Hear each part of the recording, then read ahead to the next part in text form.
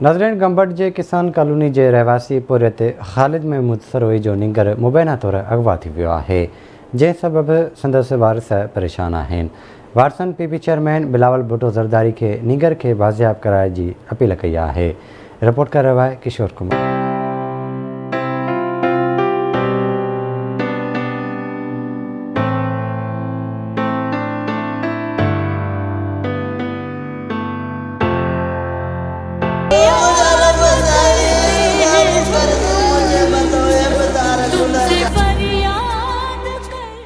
गंबट जे किसान कॉलोनी जे रहवासी पोरियत ख़ालिद महमूद सरोई जो 6 वरनि जे पुट अहमद महमूद सरोई खे 4 ॾींहं अॻु घर जे ॿाहिरां शइ वठी ॾियण जे बहाने जवाबदार खेसि मुबैना अगवा करे वियो।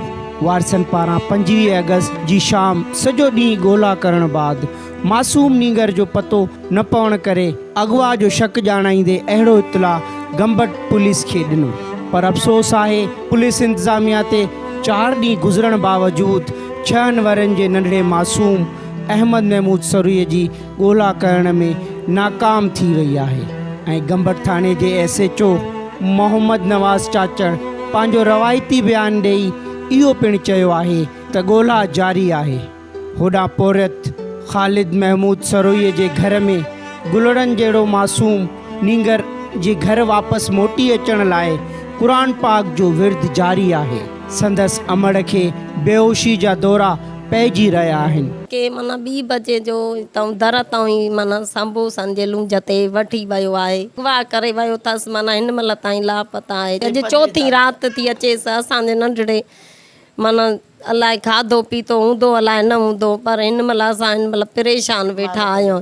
असांजो मुतालबो आहे, असां पुलिस वारनि ॾे विया आहियूं, असांजी नथा ॿुधनि, असांजी नथा इंसाफ़ ॾियाराइनि असांखे। मां बिलावल भुट्टे खे अर्ज़ु थी कयां त मूंखे पंहिंजो अहमद पुट हाम जो टुकरो मूंखे ॻोल्हे ॾियो। मुंहिंजे पुट अहमद महमूद खे 25 तारीख़ अरबा जे ॾींहुं मुंहिंजे पुट खे जेको आहे शइ जे बहाने सां दर तां सॾु कयईं, अलाए किथां बि कयईं।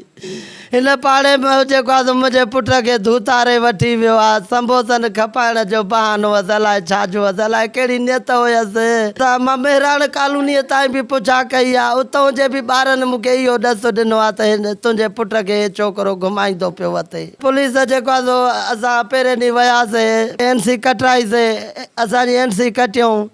NC कटण खां बाद जेको आहे हुनजे पीउ खे जेको आहे वठी आया थाणे में जेको आहे वेहारियूं।